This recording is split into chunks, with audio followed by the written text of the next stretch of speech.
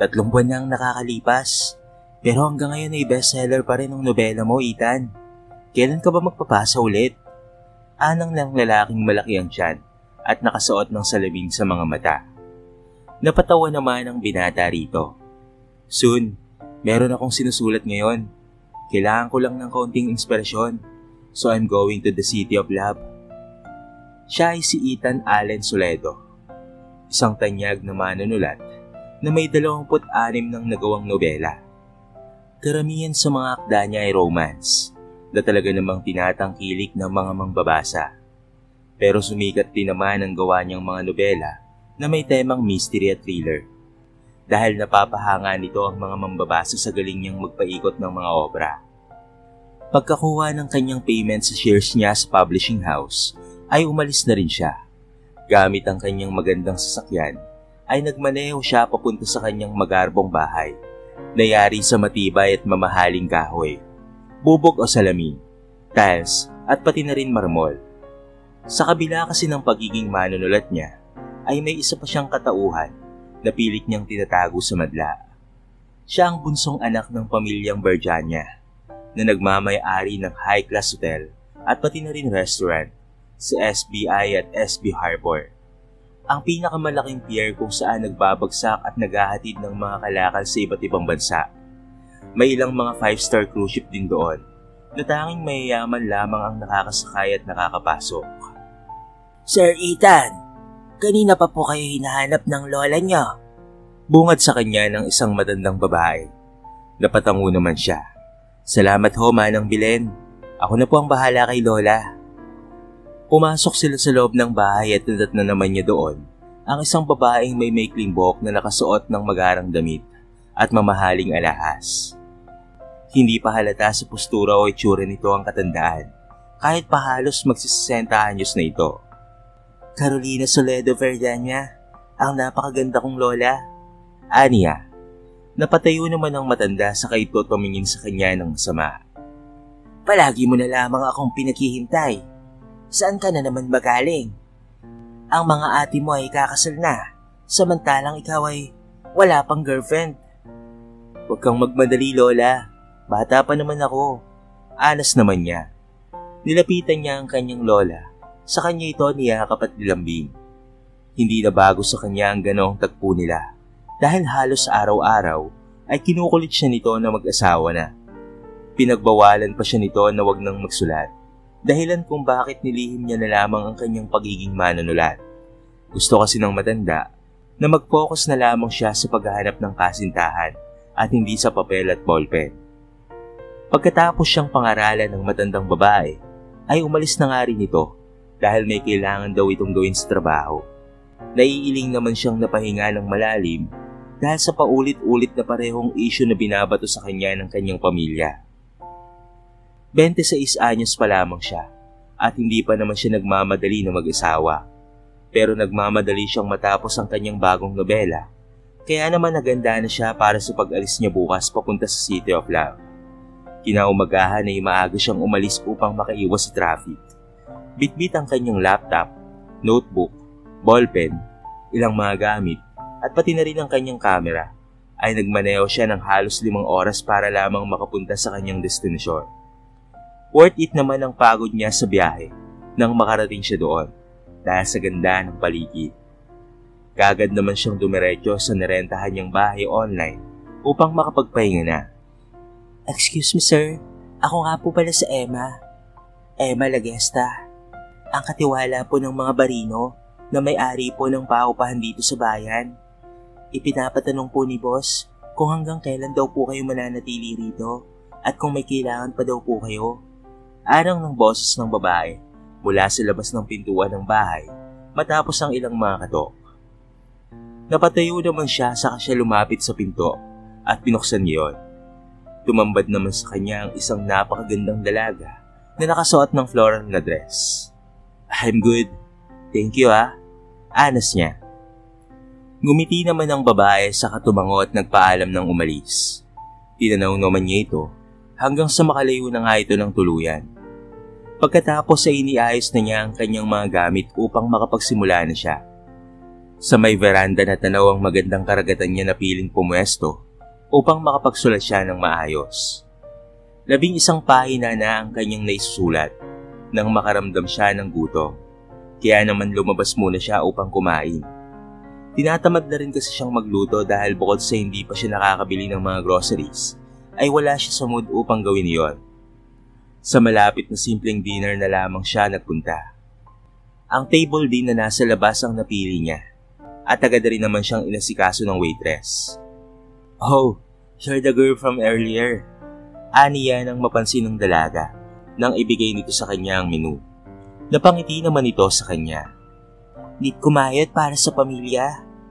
Napatango naman siya rito, saka siya pumili ng gusto niyang pagkain sa menu. Maayos naman na nakikinig sa kanya ang dalaga. Habang sinusulat sa hawak nitong maliit na kwaderno ang mga order na sinasabi niya. Pagkatapos ay nagpaalam na ito at saka umalis upang ibigay sa may counter sa loob ang listahan ng in-order niya. Wala siyang problema sa mga taong mayroong maraming trabaho. Humahanga nga siya sa mga ito dahil sa mahaba nilang pasensya at pagsusumikap. Hindi naman nagtagal at hinayin na sa table niya ang mga pagkain. "Saluhan mo ko," aniya. Umiling naman ang dalaga. "Nako, bawal po.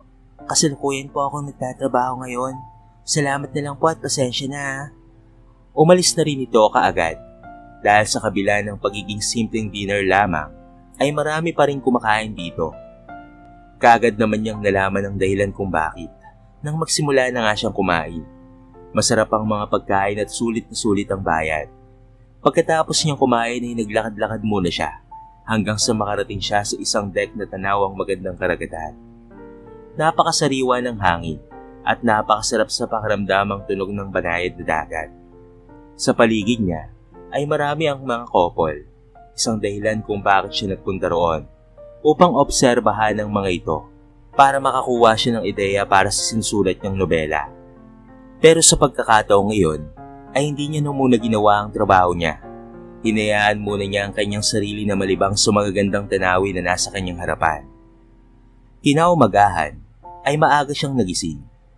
Pagkatapos niyang mag-ayos ng sarili, ay laptop, kwaderno at ballpen naman kaagad ang hawak niya.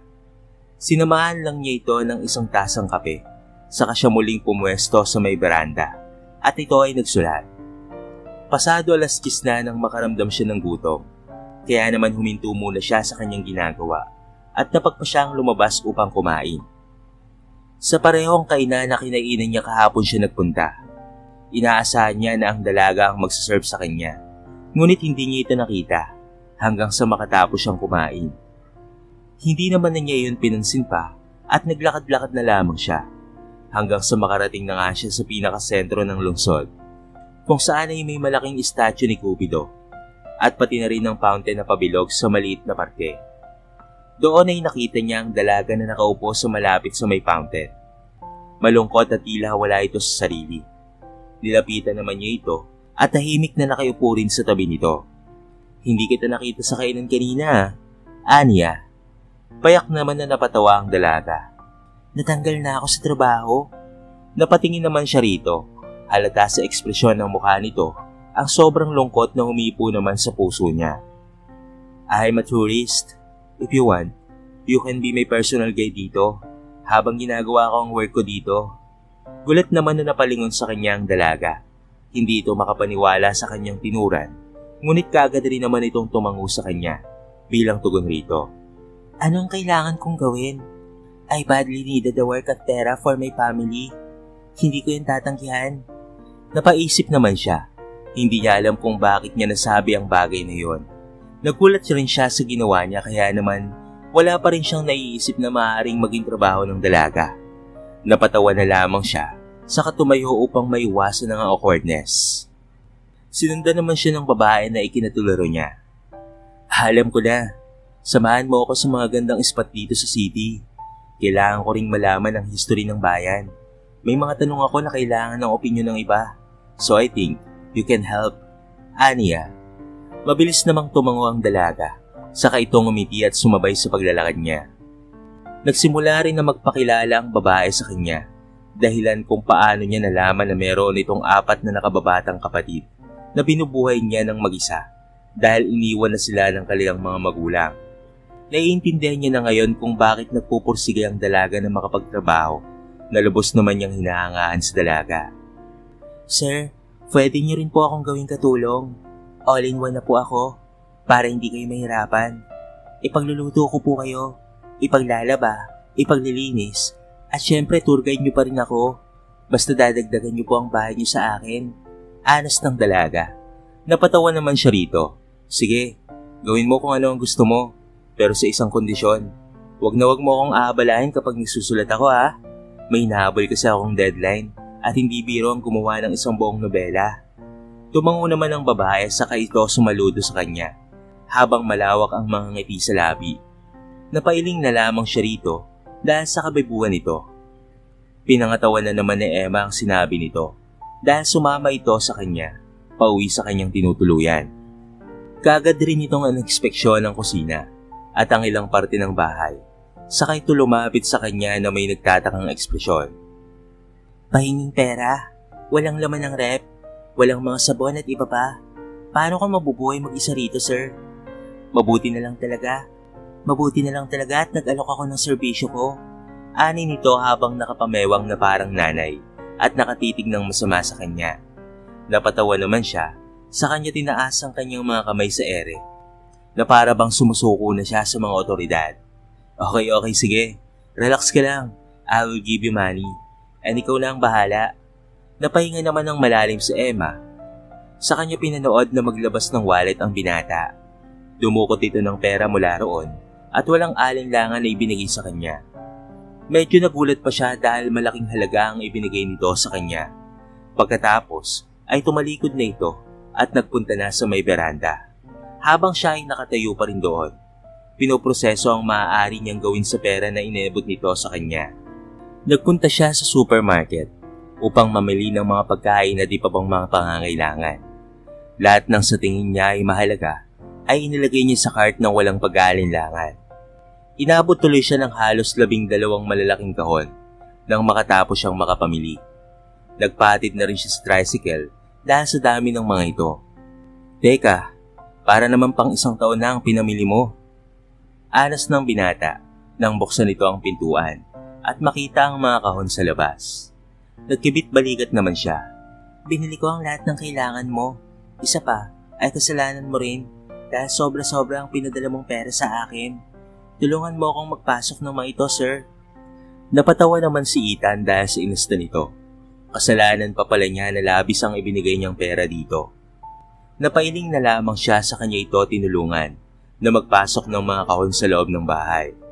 Pagkalagay niya naman ng mga ito sa kusina, ay pinaalis na siya ng dalaga dahil ito na raw ang bahala na mag-ayos ng mga iyon. Hindi naman siya tumanggi dahil may kailangan pa rin siyang gawin.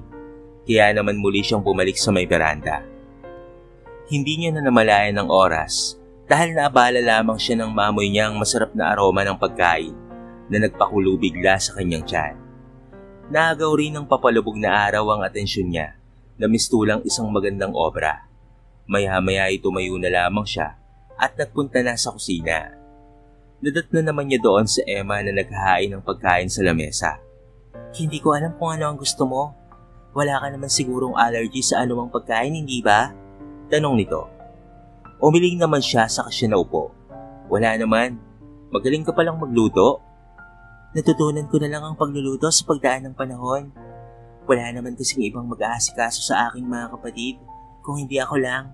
Kaya naman kailangan kong matuto upang mabuhay sila. Anas nito. Noon lang siya muling makakakain ng lutong bahay dahil mostly ay sa mga restaurant at cafe siya kumakain. Nagpapadeliver lang kasi siya at kahit sa mansyon ay madalas ay order lang rin online.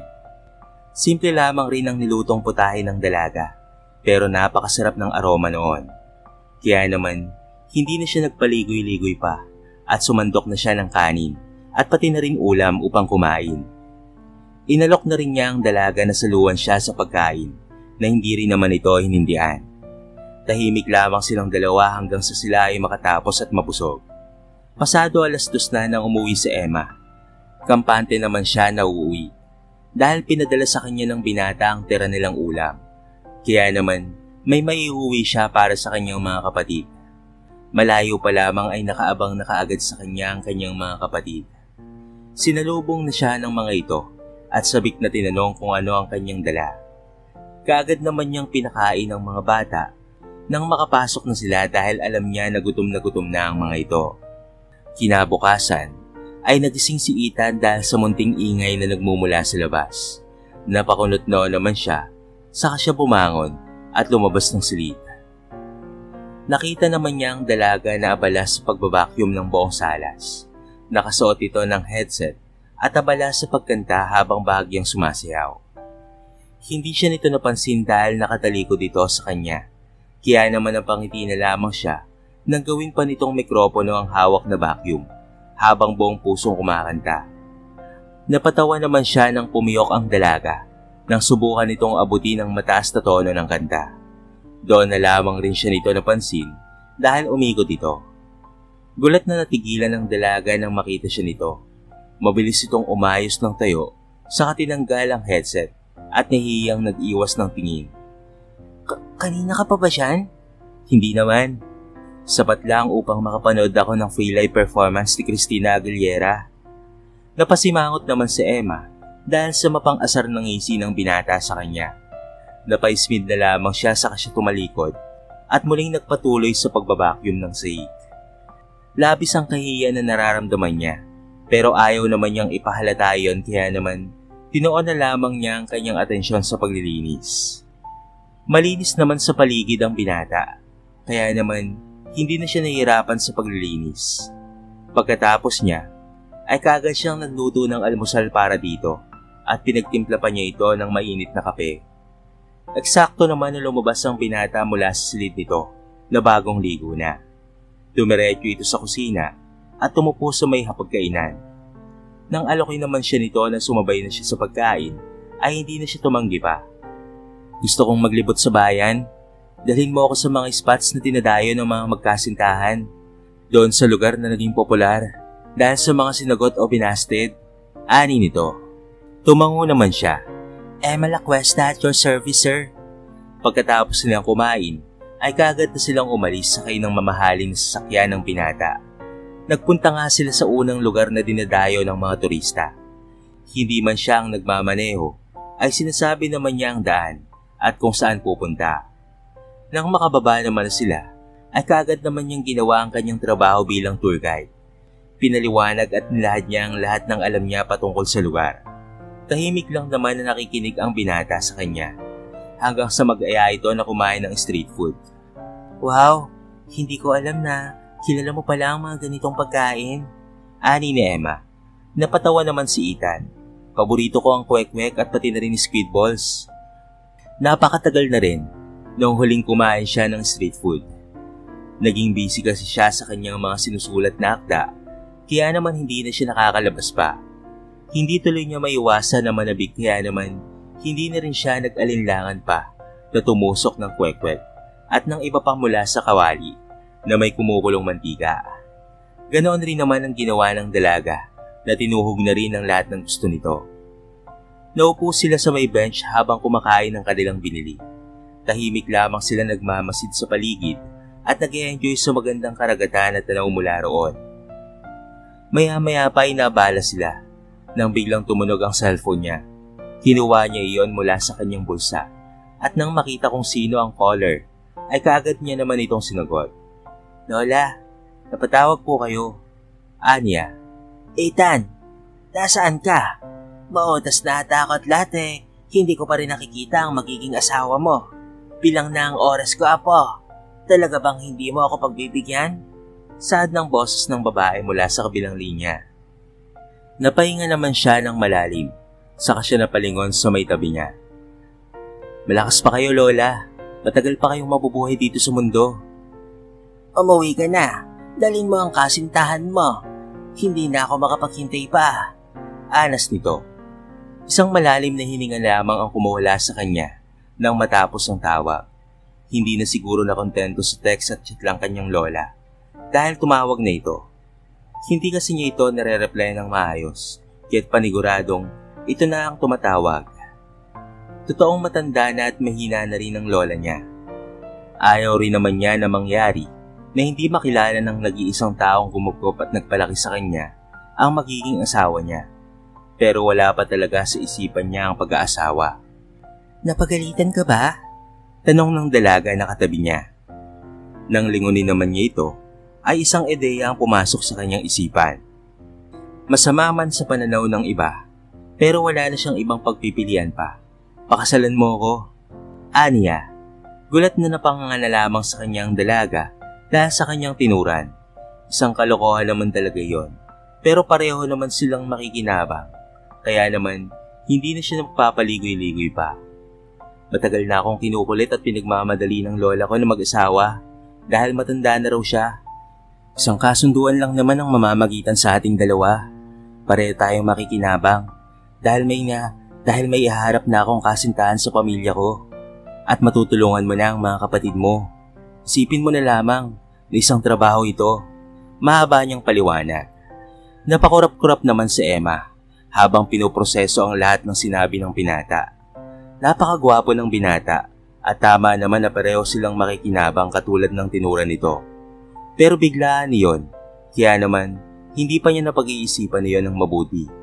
Nalilito pa rin siya sa mga nangyayari. Bakit ako? Oo nga, at kasuntuan lang pero mahirap ako at hindi ako bagay na iharap sa mayaman mong pamilya. Anas niya. Napailing naman ng binata. Hindi kami tumitingin sa antas ng estado ng isang tao, Emma. Pag-iisipan ko muna. Kakausapin ko muna ang mga kapatid ko. Aniya. Hindi naman siya pinigilan ng binata na binigyan rin naman ito ng panahon para makapag-isip. Sinikap naman niya na hindi maging awkward ang paligid habang ginagawa pa rin niya ang kanyang trabaho bilang tour guide.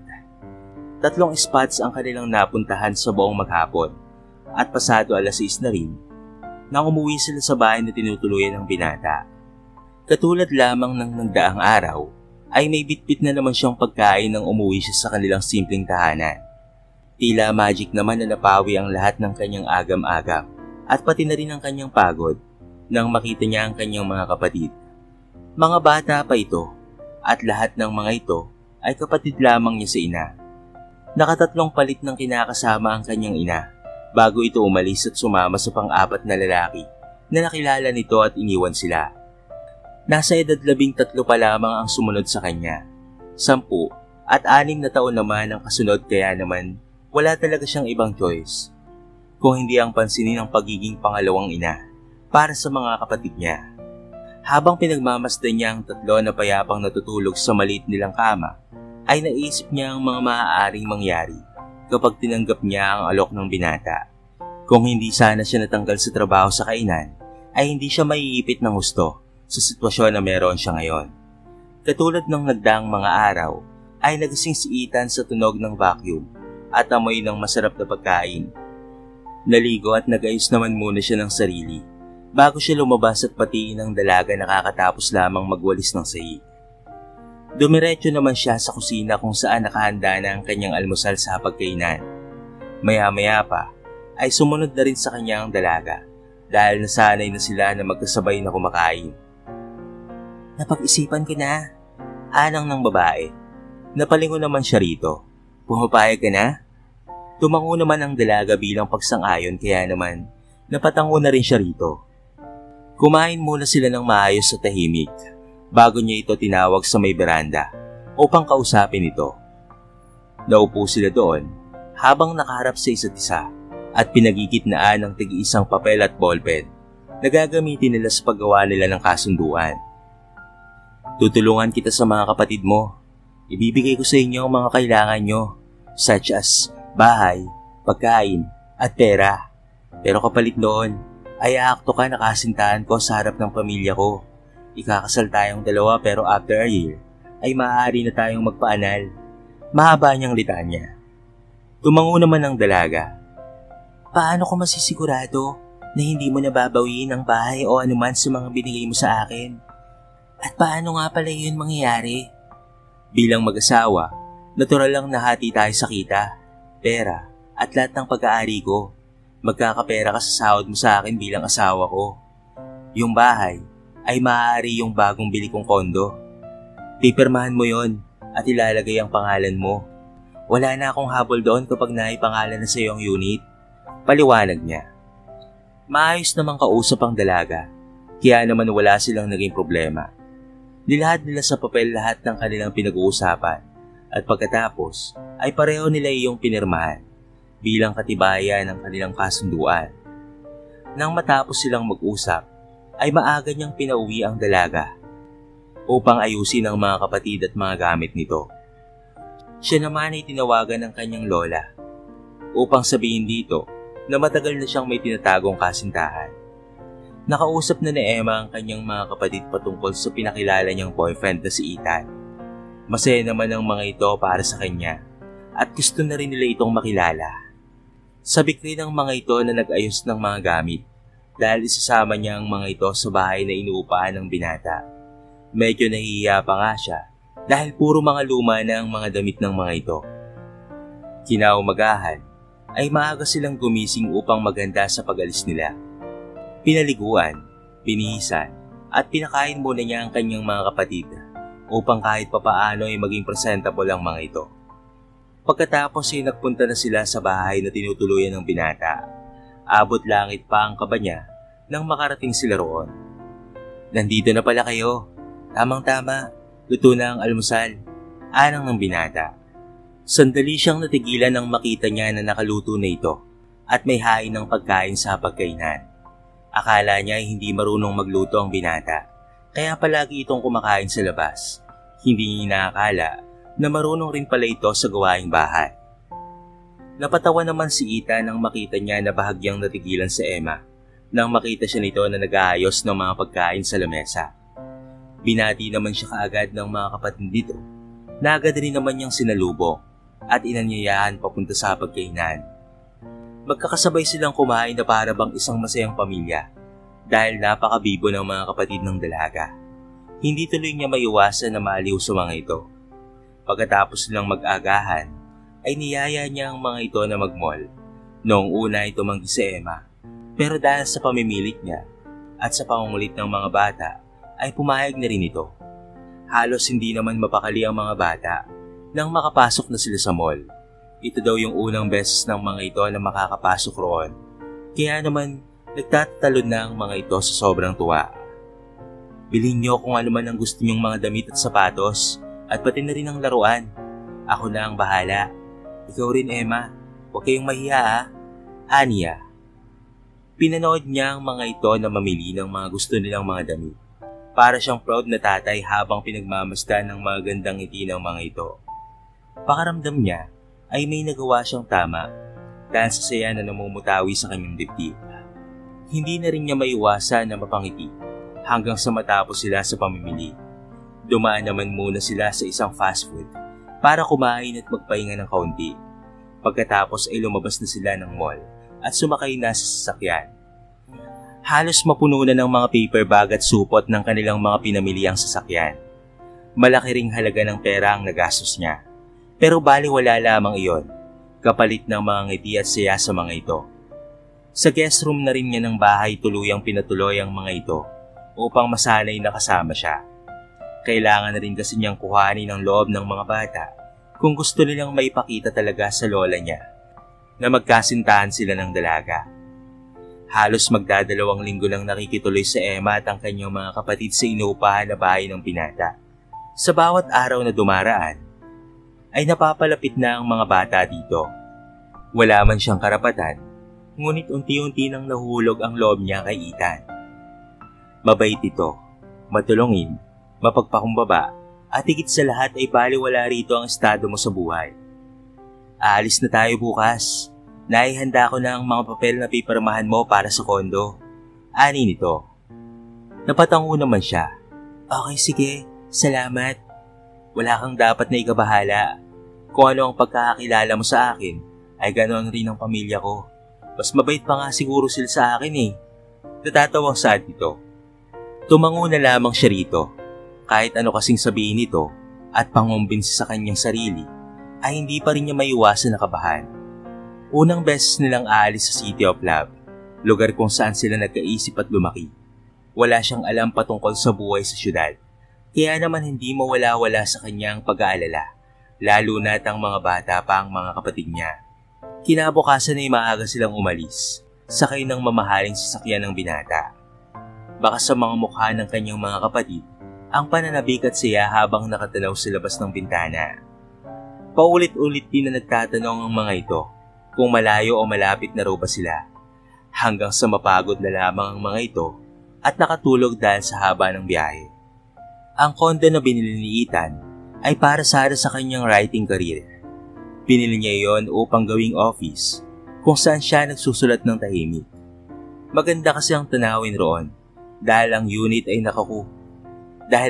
na nakuha niya ay nasa 25th floor ng gusali, kaya naman tanaw mula roon ang kalawakan ng lungsod. Pero dahil sa makulit niyang lola, ay may sasakripisyo niya iyon para lamang may sakatuparan ng plano niya. Wala namang kahit na anong pagsisisi sa loob niya dahil masaya siya dahil hindi naman mauuwi sa wala ang unit bagkusay napasepa niya at nabigyan ng bahay ang pamilya ni Emma. Sigurado ka bang ibibigay mo sa amin ang unit na ito? Napakaganda dito. Anang ng dalaga nang makarating na sila doon. Baka sa mukha ng mga ito ang sobrang pagkamangha, gulat at labis na saya, lalo na ang mga bata na hindi makapaniwala na nasa mataas na lugar sila. Nakatanaw ang mga ito sa bubog na pader na tanaw ang kabuuan ng bayan sa ibaba. Tumango naman siya. Oo, kasama ito sa kasunduan natin. No worries. Masaya ako na masaya kayo, lalo na ang mga kapatid mo. Natigilan siya nang bigla na lamang tumalon ang dalaga sa kanya at yakapin siya ng mahigpit. Walang sawa itong nagpasalamat sa kanya habang nakapulupot ang mga kamay nito sa may leeg niya. At nakiyakap na rin sa kanila. Para namang tatalo ng kanyang puso sa saya nang sabay-sabay na magpasalamat ang mga ito. Binili at ibinigay muna niya ang lahat ng mga pangangailangan ng mga ito bago siya tuluyang magpaalam sa dalaga para umuwi sa mansyon. Pinuno niya ang rep at pantry ng mga pagkain at maging mga closet ng mga ito upang wala nang problemahin pa ang mga ito. Sinalubong naman kaagad siya ng kanyang lola nang makarating na siya sa bahay nila. Sabik na ang matanda na makita ang sinasabi niyang kasintahan. Pinaulanan na rin naman siya nito ng mga tanong na sinagot naman niya ng maayos. Hindi mapakali sa Emma sa kanyang pagkakaupo sa passenger seat ng sasakyan ng binata dahil sa sobrang kaba. Nasa parking lot sila ng isang mamahalin at 5-star restaurant dahil ipapakilala na siya ngayon sa pamilya nito. Suot ang bagong bili nila na puti na may gold na dress. Inaangkla pa niya ang kanyang kamay sa braso ng binata nang magsimula na silang maglakad papasok sa restaurant. Relax, ako ang bahala sa'yo. Bulong nito. Tumango naman siya rito. Paano kung hindi nila ako magustuhan? Malabong mangyari yan. Magpakatotoo ka lang. Napakabait ni Lola at nila ate. Tugon naman ito. Hindi na siya nakatugon pa dahil mula sa layo nila ay natanaw na niya ang VIP table kung saan nakaupo ang lola at ang dalawang nakakatandang kapatid na babae ng binata. Napakasopistikada ng mga ito na sa unang tingin pa lamang ay alam na ng lahat na mayaman ang mga ito. Sa simpleng kilos nila ay natural na lumalabas ang pagkaelegante nila dahil sa kalkulado nilang galaw. Nandito na po kami, ani ni Ethan. Ramdam niya ang kaba ng dalaga mula sa pagkakahawak nito sa braso niya. Hinawakan naman niya ang kanang kamay nito nang bumitaw ito sa pagkakakapit sa may braso niya. Bagyan niya itong pinisil-pisil upang pakalmahin ang dalaga. Sa kanya ito ay nalalayan na maupo sa silya. Kamusta po? Ako nga po pala si Emma Lacuesta. Ikinagagalak ko po kayong makilala. Bati nito habang pinipilit na ngumiti at kumalma. Hindi pa rin niya binibitawan ang kamay ng dalaga kahit pa kapwa sila nakaupo na. Nakapatong ang kanilang magkahawak na kamay sa kanyang hita sa ilalim ng lamesa. Sinabi sa akin ni Ethan na nahihiya raw kayong humarap sa amin dahil sa estado ng buhay niyo. Nako hindi naman kami tumitingin doon dahil miski kami ay nagsimula lang rin bilang mahirap. Alam mo bang matagal na kitang gustong makilala, iha? Ani ng matandang babae. Napatawa naman ng babae na katabi ng matanda. Punso kasi namin yung si Ethan. Masyadong nagmamadali si Lola. Pasensya ka na kung biglaan itong tagpo nating ito ha. Ako nga pala si Ella, ang pinakamatandang kapatid ng nobyo mo. Akala ni Emma ay mahihirapan siyang pakisamahan ng pamilya ng binata, pero hindi niya inaasahan na napakabait ng mga ito at napakasaya ring kasama. Sa maikling oras lamang ay nagkasundo na sila at nakapagkwentuhan na rin ng kung ano-ano. Sa huli, pinagkaisahan ng mga ito ang binata at binunyag ang mga nakakahiyang pangyayari ng binata noong bata pa ito. Masayang naglakad si Emma papasok ng gusali. Hinatid siya ng binata sa konto, ngunit nagpaalam na ito na uuwi na rin dahil may kailangan pa raw itong tapusin. Hindi niya mapigilan na mapangiti habang nakasakay sa elevator. At binabalikan ng masasayang nangyari kanina. Pakaramdam niya ay muli na naman niyang naranasan at naramdaman ang init na hatid ng isang pamilya na matagal nang inalis sa kanila ng kanyang magulang noong iniwan sila ng mga ito. Alam niya na nagpapanggap lamang sila ng binata para yung isang tinik na tumutusok sa puso niya. Wala man siyang karapatan na humiling, ay hindi niya mapigilan na isipin na sana ay naging totoo na lamang ang lahat. Kinabukasan ay nagising si Emma dahil sa maagang pambubulabog ni Ethan. Hindi ito tumigil sa pagkatok sa pintuan ng kanyang kwarto hanggat hindi niya ito pinagbubuksan. Ang aga-aga Ethan ha. Inis niyang saad. Napangiwi naman ito sa kanya. Pupunta dito si Lola. Nanlaki na lamang ang kanyang mga mata nang marinig ang tinura nito. Pinasadahan niya ng tingin ng paligid at nang makita kung gaano kagulo ang bahay ay nataranta na lamang siya. Mabilis niyang tinawag ang kanyang mga kapatid upang utusan ng mga ito na maglinis. Habang nag-aayos siya sa kusina, ay kinausap niya ang mga ito na may darating silang bisita. Nang malaman naman ng mga ito na lola ng binata ang bisita, ay mas ginanahan naman ng mga ito na maglinis. Akala ni Ethan ay mahihirapan sila ni Emma na ipakilala sa lola niya ang mga bata. Pero sa isang iglap lamang, ay magkakasundo na sila kaagad. Pinanood lang niya ang lola niya na masayang nakikipaglaro sa tatlong bata. Samantalang sa Emma naman, ay naghahanda ng merienda para sa mga ito. Habang pinapanood niya ang lahat, ay bigla na lamang pumasok sa isip niya na papaano kung totoo ang lahat. Malalim ata ang iniisip mo ha, anang dalaga. Bahagya siyang natigilan nang makita niya si Emma sa tabi niya. Hindi niya na ito napansing lumapit dahil sa malikot niyang pag-iisip.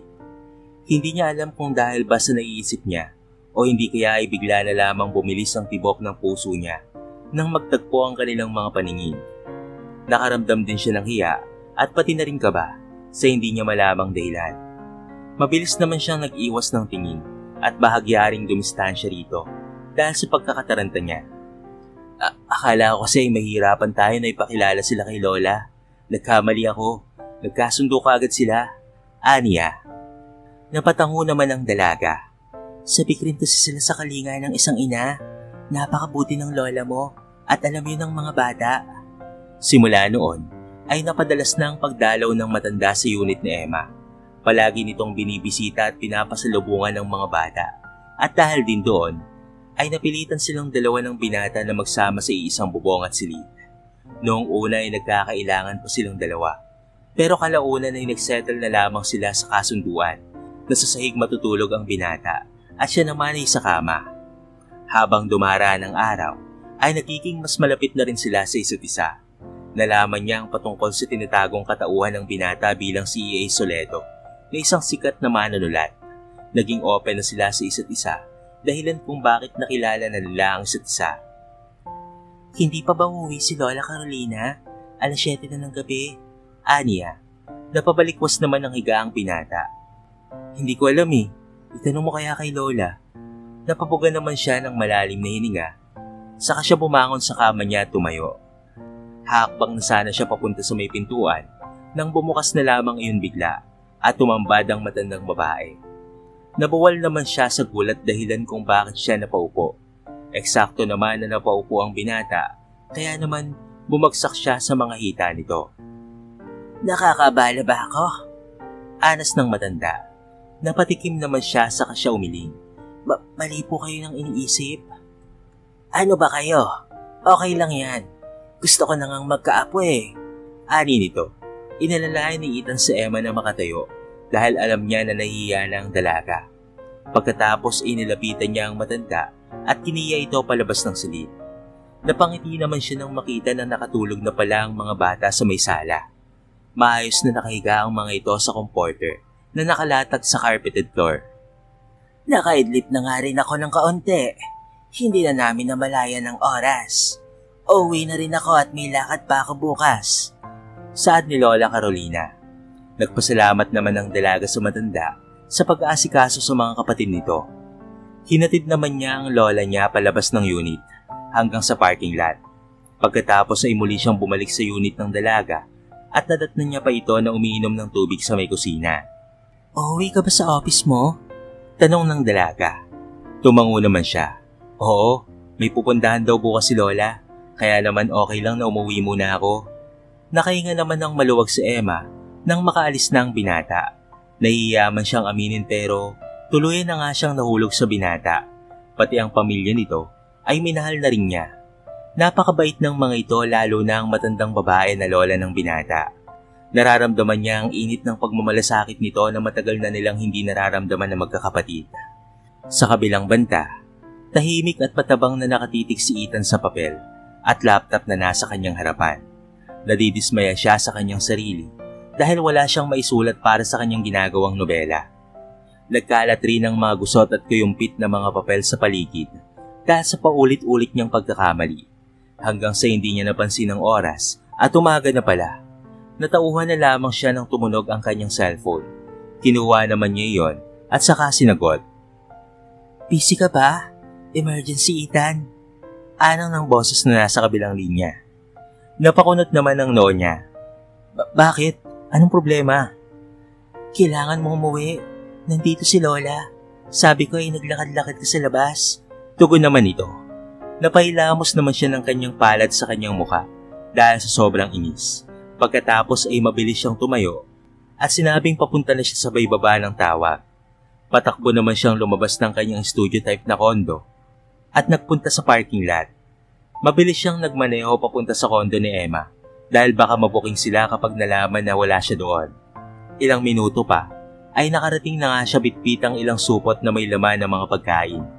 Masamang tingin naman ni Lola Carolina ang sumalubong sa kanya nang makapasok siya sa loob. Umakto naman siya na parang normal lang at tinawag ang mga bata upang pakainin ito ng mga binili niya. Akala ko ba'y may importante kayong lakad, Lola? Aniya. Hindi na tuloy. Palagi na lamang silang may dahilan. Kaya hindi nakakapunta. Kaya naman kinansila ko na lamang ng tuluyan. Anas ng matanda. Napatango na lamang siya bilang tugon sa matandang babae. Saka siya pumasok sa loob ng silid habang sinisenyasan ang dalaga na sumunod sa kanya. Nagtataka naman itong sumunod sa kanya sa loob. May problema ba? Tanong nito. Napahinga naman siya ng malalim. Bad mood si Lola. Masungit yan kapag ganyan. Pero malambot ang puso niya sa mga bata. Sinasabi mo bang susuhulan natin ang mga bata to cheer Lola up? Anang nito habang nagkakamot ng ulo. Napatango naman siya rito. Hindi siya sinagot ng dalaga bagkos ay lumabas na ito ng silid. Napailing na lamang siya saka siya lumabas at nagpunta sa kusina. Naabutan niya na kumakain pa rin ang mga bata kaya naman nakisalo na rin siya sa mga ito. Inalok pa rin niya ang matanda na sumalo sa kanila pero sinungitan lamang siya nito. Pagkatapos kumain ay inayaan na lamang niya na maglaro ang mga bata kasama ang lola niya sa may salas. Nagkwentuhan lang sila dahil wala sa mood ang matanda hanggang sa may nabanggit patungkol sa party ang bunsong kapatid ni Emma. Maya-maya pa ay kinuha ng matanda ang cellphone nito at nagtipa doon. Papasok na sana siya sa loob ng silid nang biglang magsigawan ang mga bata dahil sa saya. Nagtataka naman siyang lumapit sa mga ito at maging sa Emma ay napalabas na rin ng silid. What's the commotion about? Tanong niya. These kids, they want to experience what party looks like. Since birthday ng ate bukas, I suggest to her na magtaos tayo ng party kasama ang mga bata. And I said na sa orphanage yun ganapin. Then we will have our private party sa mansion later that day. Paliwanag ng matanda. Nagkatinginan naman sila ng dalaga, saka siya napatikim. Magandang ideya nga yan, Lola. Pero hindi ba tayo magagawal sa oras sa pagpaprepara? Bukas na ang birthday ni ate. Para saan pa ang pera ko kung hindi ko naman gagamitin? Uso na ngayon ng rush party planner. Pwede kong doblehin ang bayad sa kanila as long as masunod ang gusto ko. Saad nito. Hindi na siya nakaimik pa dahil tinitingnan na rin siya ng masama ng matanda. Napatango na lamang siya sa kapilit ng umiti. Maya-maya pa ay nagpaalam na ito upang asikasuhin muna ang party. Kaagad rin naman silang kumilos at niyaya ng mga ito na pumuntang mall upang bumili ng susuotin para sa kaarawan ng kanyang kapatid. Bumili rin sila ng regalo para dito at pasado alas 5 na ng hapon nang makauwi sila at makapagpahinga. Suot ang kulay puti na may itim na linings and gold designs ay litaw na litaw ang kagandahan ni Emma. Kanina pa siya nakatitig sa sarili niyang refleksyon sa isang life-size mirror na naroon sa kanyang silid. Hindi siya makapaniwala na ang isang katulad niya ay makakapagsuot ng maganda at mamahali na damit at alahas. Hindi rin niya akalain na may igaganda pa pala siya. Halos hindi niya makilala ang kanyang sarili dahil sa ayos at kanyang suot. Natauhan na lamang siya nang pumasok ang kanyang mga kapatid sa silid at purihin siya ng mga ito. Napapitlag naman siya nang tumunog ang kanyang cellphone na nasa ibabaw ng kanyang vanity table. Kinuha niya iyon at sinagot. Balilay tayo dahil sa katagalan mo, Emma. Kanina pa ako naghihintay dito sa parking lot. Mababa na ang inis sa boses nito na nagpatayo sa kanya bigla. Napahinga siya ng malalim. Sa kanya niyaya ang mga bata na lumabas na. Nakauwi na sila galing sa orphanage, ngunit umuwi muna sila upang magpalit at maghanda para sa pribado nilang pagdiriwang sa mansyon. Nadat na naman niya ang binata na inip nang naghihintay sa kanya habang nakatayo ito at nakasandal sa may hood ng kotse. Pagagalitan sana ni Ethan ang dalaga, ngunit hindi niya nagawa dahil natigilan na lamang siya nang makita niya ito. Pakaramdam niya ay huminto ang takbo ng oras at nawala ang lahat ng nasa kanilang paligid. Tanging ang dalaga lamang ang kanyang nakikita. Napakaganda nito sa suot nitong elegant dress na talaga namang yumayakap sa magandang hubog ng katawan nito. Natauhan lamang siya nang tumikim ito. Pasensya ka na kung pinaghintay kita. Saad nito. Mabilis naman siyang nag-iwas ng tingin. Tara na. Hindi na niya hinintay pa na makapagsalita ang dalaga dahil mabilis na siyang pumasok sa loob ng sasakyan. Sumunod naman kaagad ang dalaga at ang mga kapatid nito. Kaagad rin naman siyang nagmaneho papunta sa mansyon ng mga Verganya nang makapasok na ang mga ito. Classic music at nakakasilaw ng mga mamahaling mga palamuti ang sumalubong kay Emma nang makapasok sila sa loob ng mansyon. Para siyang nasa isang high-class na event. Para siyang nasa isang high-class na event hall dahil sa ayos ng paligid. Hindi naman nakaligtas sa kanya ang mahabang buffet ng mga pagkain na sa telebisyon at mga ads niya lamang nakikita. Nandito na pala kayo. Halika kayo dito. Anang ng matandang babae na nakaupo sa may mahabang table, kasama ang mga kapatid at asawa ng mga ito. Hindi naman niya maiwasang mahiya dahil kahit pa ilang beses niyang nakita at nakausap ang mga ito, ay hindi pa rin maalis ang katotohanan na matataas silang mga tao. Inilalayan naman siya ng binata papunta sa hapag, saka sila naupo na magkatabi sa may kalang bahagi. Happy birthday po, Ate Elena. Bati niya sa pangalawang ate ng binata. Sabay abot ng dala nitong paper bag. Pasalamat naman sa kanyang babae, saka siya nito pinuri at doon rin nagsimula ang kanilang kwentuhan. Kumain na rin sila hanggang sa maglabas na ang mga ito ng mamahaling mga alak. Hindi naman siya makatanggi ng abutan siya ni Ella, ang pinakamatandang kapatid ni Ethan, ng isang basong may lamang alak. Sa buong buhay niya ay gin bilog lamang ang kilala niyang alak. Unang beses niyang makakatikim at makakakita ng mamahaling wine. Kaya naman, hindi niya mapigilan na mamangha sa lasa nito. May kakaiba yung tamis at pati na rin pait na hindi niya maipaliwanag, pero napakasarap. Hanggang sa hindi niya na nga namamalayan na nakikipagsabayan na pala siya sa pag-inom sa mga kapatid ng binata, habang nagkakwentuhan patungkol sa iba't ibang mga bagay. Hindi maalis ni Ethan sa kanyang pangapaningin ng dalaga. Hindi niya alam kung dahil ba yon sa tama ng alak o talagang nahulog na siya rito. Mas gumaganda ito sa kanyang paningin. Kaya naman nang makakita siya ng butas upang masolo ito, ay hindi na siya nagdalawang isip pa na kuhanin iyon. Nagpaalam siya na ihahatid na niya ang dalaga sa silid at magpapahinga na rin siya. Hindi naman tumutol ang mga ito, bagkos ay nagsipagtayuan na rin at sinabing magpapahinga na. Umiikot na ata ang mansyon niyo, Ethan. Anang ng dalaga habang akay niya ito. Napatawa naman ang binata sa sinabi niya. Marami ka na kasing nainom. Kakaiba kasi ang alak niyong mayaman. Ang sarap.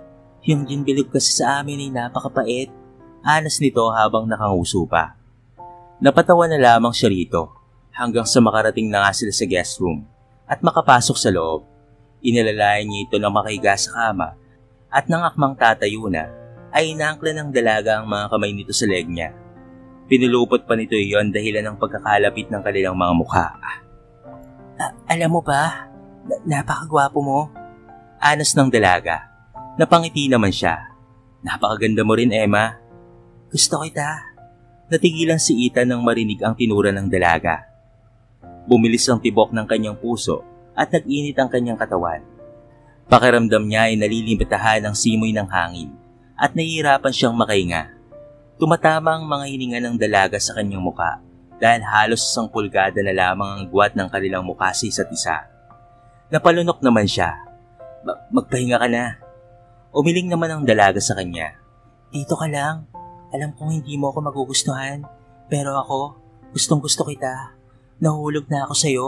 Masama ba yun? Mali ba yun? Lasing ka na, Emma. Hindi mo alam ang sinasabi mo. Anang niya. Napahinga siya ng malalim. Sa kanya inalis ang pagkakayapos ng dalaga sa kanya. Napaupo siya sa may kama, patalikod sa dalaga. At makailang beses siyang bumuga ng hangin upang pakalmahin ang kanyang sarili. Pero nagulat na lamang siya nang biglang yumakap ang dalaga sa kanya patalikod. Alam ko ang sinasabi ko, Ethan. Pinapatapang lang ako ng alak. Please, hayaan mo kong ilabas ang nararamdaman ko. Gusto kita. Hindi dahil sa salapi o yaman nyo, kung hindi dahil mahal kita. Nahulog na ako sa'yo dahil sa kabutihang pinapakita mo sa amin ng mga kapatid ko. Gusto kita. Gustong gusto. Mahabang litanya nito habang nakasubsob sa may likuran niya. Ramdam niya ang mainit na hininga ng dalaga na kumakapit sa kanyang balat. Maya-maya pa ay naramdaman na rin niya na unti-unting nababasa ang kanyang damit. Sinundan niyon ang mga mumunting hikbi na nagpakirot ng puso niya. Hindi niya akalain na hinayaan niyang maunang magtapat ang dalaga, gayong pareho lang naman sila ng nararamdaman sa isa't isa. Kumala siya mula sa pagkakayakap ng dalaga at hinarap niya ito. Hinawakan niya ang mga pisngi nito upang iharap sa kanya. Sa kanya tinuyo ang mga luha nito. Ginawaran niya rin ito ng tipid na halik sa noo, saka siya ngumiti. Mahal din kita, Emma. Saad niya. Baka sa mukha ng dalaga ang pagkagulat nang marinig ang tinuran niya. Napatawa naman siya sa kanya ito bahagyang kinabig at sinil ng halik sa mga labi.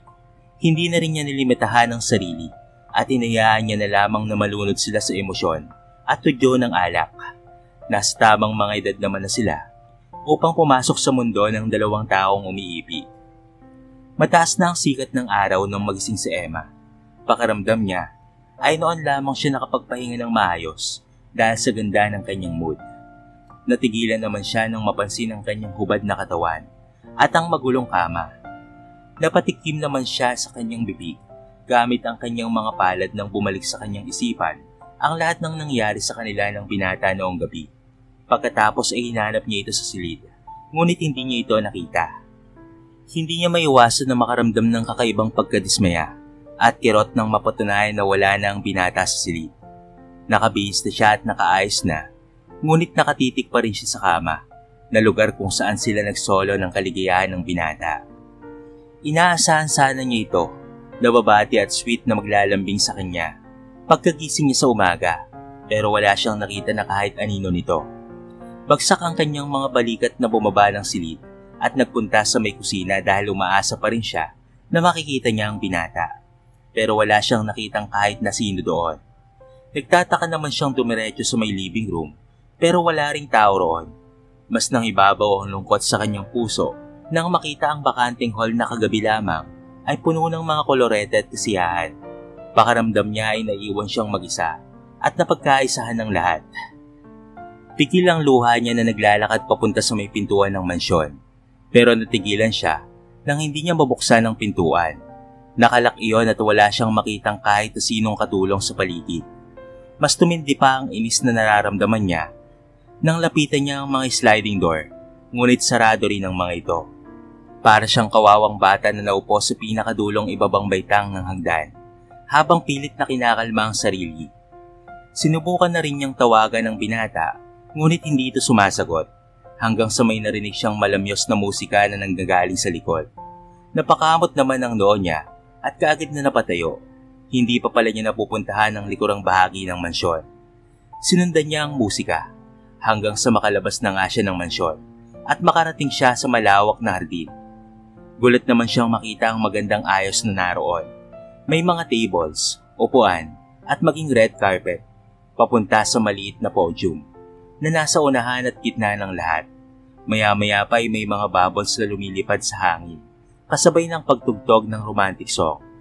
Teka lang, ano ba ang nangyayari? Sambit niya. Maya-maya pa ay nagulat na lamang siya nang umakyat sa maliit na podium si Ethan. Bitbit ang isang pulang kahon. Hindi niya alam ang nangyayari, pero pakiramdam niya ay sasabog ang kanyang puso sa sobrang saya. Kinakabahan siya at halo-halong emosyon ang naglalaban sa loob niya. Pero nang makita niya ang mga ngiti ng binata, ay parang huminto ang lahat ng nasa paligid niya. Emma Lacuesta, ang pinakamatatag, masipag at mabuting babae na nakilala ko. Pinakita mo sa akin ang kahalagahan ng pamilya sa pamamagitan ng walang katumbas na sakripisyo mo para sa mga kapatid mo. Nahulog ako sa likas na taglay mong kagandahan, pero minahal kita dahil sa iyong kabutihan. Anas ng binata habang nakatitig sa kanya. Nilahad nito ang kamay nito sa gawin niya. Senyales na gusto nito na lumapit siya rito. Kaya naman dahan-dahan siyang humakbang papalapit sa binata at bawat paghakbang niya ay ang pagtulo rin ng kanyang mga luha. Buong akala talaga niya ay iniwan na siya nito dahil hindi nito tanggap ang pag-amin niya rito. At nang makalapit na nga siya, ay walang pag-aalinlangan na hinawakan niya ang kamay ng binata at umakyat na rin siya sa maliit na podium kasama nito. Emma, hayaan mo sana ako na mahalin ka. Pinapangako ko na alagaan at pahalagahan kita kasama ang mga kapatid mo. Mamahalin kita, susuportahan at iingatan, Emma Lacuesta. Pumapayag ka na ba na maging kabi ako? Saan nito? Tumango naman siya rito. Oo naman, mahal na mahal rin kita, Ethan. Marahan naman siyang kinabig nito sa kaniyakap at tinaligan sa labi. Maya-maya ay umugong na ang malakas na palakpakan at hiyawan sa paligid. Hindi niya napansin na nakaupo na pala ang mga ito sa mga tables na naroon.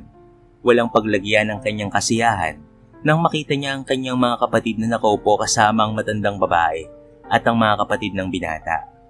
Doon din niya napagtanto, nakakaiba at napakaswerte niya na magiging bahagi siya ng pamilya Verganya. Pagkatapos ng kasiyahan, ay balik muli sila sa kondo. Pero sa pagkakataon na yon, ay hindi na sa sahig natutulog si Ethan. Magkatabi na sila ng dalaga sa kama. Ngunit palagi pa rin silang dinadalaw ng lola niya roon. Pinipilit sila nito na sa mansyon na tumira upang hindi na raw ito mapagod magpabalik-balik sa pagdalaw sa mga bata. Hindi na lamang niya pinapansin ang matanda at hinayaan na lamang niya ito sa gusto niya. Tulog na ang mga bata. Kamusta ang libro mo? Tanong ng dalaga nang pumasok ito sa silid. Napangiti naman siya rito. Nasa final evaluation pa. Pero umaasa ako na maaprubahan niyon. Tiwala lang, magaling ka kaya. Pero kailan mo balak na sabihin kay Lola na nagsusulat ka pa rin? Anang nito. Hindi niya na nasagot pa ang dalaga, bagkos ay hinilang niya na lamang ito pahiga sa tabi niya. Iyakap niya ito at tinalikan sa noo. Sa kanya pinatay ang lampshade na nasa bedside table. Ilang linggo ang lumipas at masasabi na ni Emma na talaga namang nabubuhay na siya sa pangarap lamang niya noon na buhay. Masaya silang magkasama at bumubuo ng mga bagong karanasan kasama ang lalaking mahal na mahal niya at ang bago rin nilang pamilya. Wala na siyang mahiling pa at habang buhay niyang ipapagpasalamat sa may kapalang lahat. Naayos ko na ang lahat para sa bakasyon natin bukas sa ibang bansa kasama ang buong pamilya. Nasaan na ba si Ethan? Anang ng matandang babae na nakaupo sa may sopa. Nagkibit balikat naman siya Sa kanya inilapag sa lamiseta ang bitbit na tray na may lamang maiinom. Maaga nga pong umalis. Hindi man lamang po nagsabi, Lola. Hindi pa rin ba tumitigil sa pagsusulat ang lalaking yon? Sabi ko sa inyo na maaari kayong magtayo ng sarili niyong kumpanya anumang oras. Anas nito. Hindi na nabigla pa si Emma na alam ng matanda ang patungkol sa sikreto ng kasintahan. Knowing Lola Carolina, ay tiyak niyang nagpaimbestiga ito upang alamin ang ginagawa ng mahal nitong apo. Upang mabawasan ang tensyon sa paligid, ay binuhay niya na lamang ang telebisyon. Sakto naman na balita ang palabas doon, ngunit segment na iyon kung saan ay may lalabas na guest upang interviewin ito. Nanlaki ang mga mata niya at maging ang mga bata at pati na rin ang matanda na katabi niya ay nagulat nang makita nila ang binata na kanilang hinahanap sa telebisyon. Nagkatinginan pa nga silang dalawa ni Lola Carolina, kasunod ng pagsigaw ng mga papuri at saya ng mga bata. Kilala niyo ba ang gwapong binata na kasama natin ngayon? Tama kayo, ang kasama natin ngayon ay ang sikat at magaling na manunulat na si E.A. Soledo. Nandito siya sa studio upang sa unang pagkakataon ay ipakita at ipakilala ang sarili sa madla. Anunsyo ng lalaki na reporter. Napanganga naman siya dahil sa kanyang narinig. Mabilis rin niyang nilingon ng matandang babae na katabi niya na halos hindi naman maalis ang mga mata sa telebisyon. Napalunok naman siya nang magsalita na ang binata. Ako nga pala si E.A. Soledo, ang may akda ng Read and Love Story. Nakakalabas lamang ngayon. Available na ito sa lahat ng bookstore nationwide.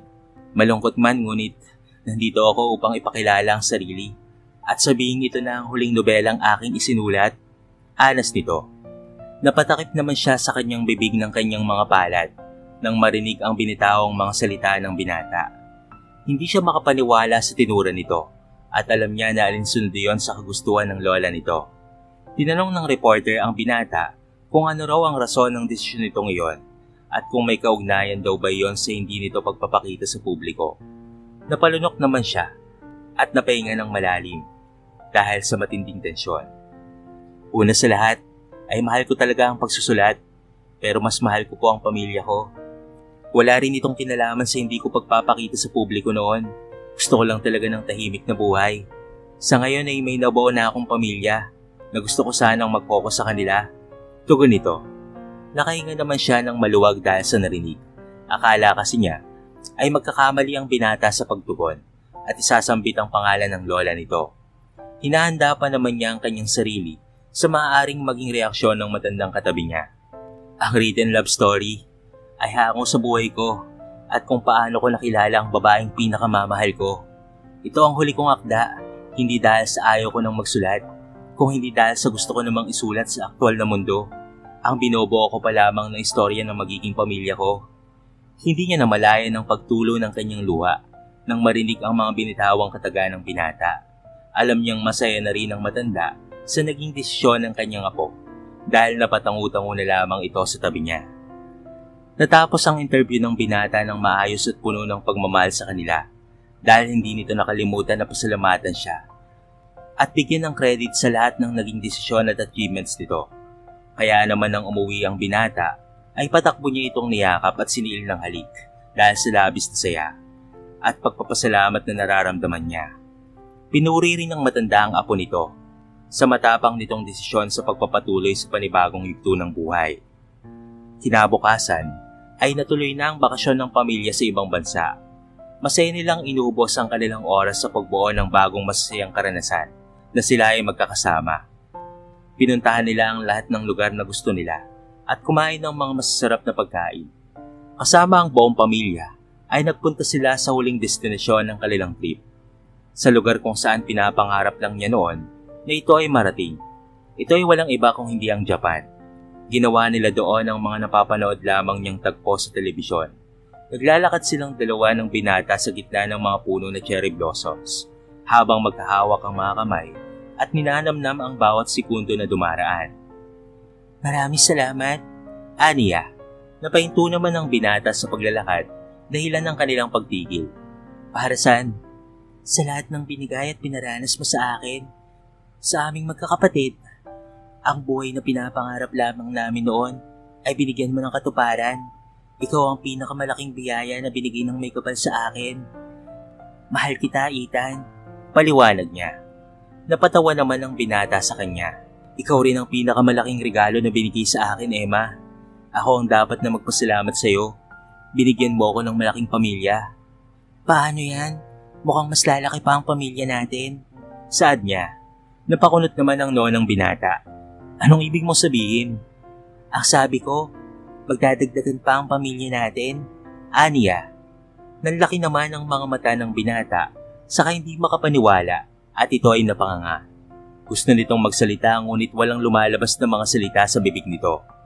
Napatawa naman siya sa kanyang hinawakan ng mga kamay ng binata at nilagay sa kanyang tiyan. Buntis ako, Ethan. Sambit niya. Sa unang pagkakataon ay nakita niya na naiiyak ang lalaki. Pakaramdam niya ay sasabog ang puso niya sa saya nang lumuhod ang binata sa harapan niya at ilapat nito ang tenga sa kanyang tiyan na para bang pinapakinggan ang nasa loob nito. Hi baby, bulong nito. Pagkatapos itong kausapin ng baby sa kanyang sinapupunan, ay niyakap siya nito sa kapinaulanan ng manghali. Nagpasalamat ito sa kanya ng paulit-ulit at ikinatawa na lamang niya hanggang sa makauwi sila at ibinalita sa lahat ang malaking biyaya na paparating sa kanilang pamilya. Binati naman sila ng mga kapatid nito at pati ang matandang babae walang pagsilda ng kasiyahang napayakap sa kanya. Tanggap din naman ng kanyang mga kapatid ang balita at sabik na rin ang mga ito sa pagdating ng baby. Akala niya ay mahihirapan siya na ipaalam sa lahat ang patungkol sa kanyang pagbubuntis. Pero hindi niya alam na mas pasaya pa pala ang mga ito sa kanya. Halos hindi na siya kumikilos dahil sa pag-aasikaso ng mga ito sa kanya. Kumuha at nag-hired na si Lola Carolina ng pribado niyang nurse at doktor at maging ang mga katulong na aalalay raw sa kanya sa lahat ng bagay na gusto niyang gawin. Maging ang mga kapatid ni Ethan ay namili na kaagad ng mga baby essentials para sa kanya. Siya na ang nahihilo sa sobrang dami ng mga magagandang bagay na dumarating para sa kanya. Hindi akalain ni Emma, nalalaki at matatamasa pa niya at ng kanyang mga kapatid ang magkaroon ng mapagmahal na pamilya. Hindi rin niya inakala na ang lalaking pagsisilbihan lamang niya na maging komportable sa inuupahan nitong apartment ay ang lalaking bubuo ng buhay niya. Hindi rin niya inaasahan na magiging masaya siya at makakabuo ng pamilya na para sa kanya. Thank you, Ethan. Aniya habang tinititigan ng kasintahan na nakahiga sa kanyang tabi. Ngumiti naman ito sa kanya, saka hinawi ang ilang hibla ng buhok na kumawala sa may mukha niya. Maraming salamat din, and I love you. I love you more. Sambit niya. Bahagya naman siya nitong hinila, saka siniil ng matamis na halik. Napatawa na lamang siya nang paulanan siya nito ng munting halik sa noo at pati na rin sa pisngi. At sa paglalim ng gabi habang pinagmamasdan niya ang gwapong mukha ng binata, ay ang paulit-ulit na paggunita niya kung gaano siya kaswerte. At sa muling pagsikat ng araw, ay ang bago muling simula ng panibagong chapter ng istorya ng sarili nilang buhay.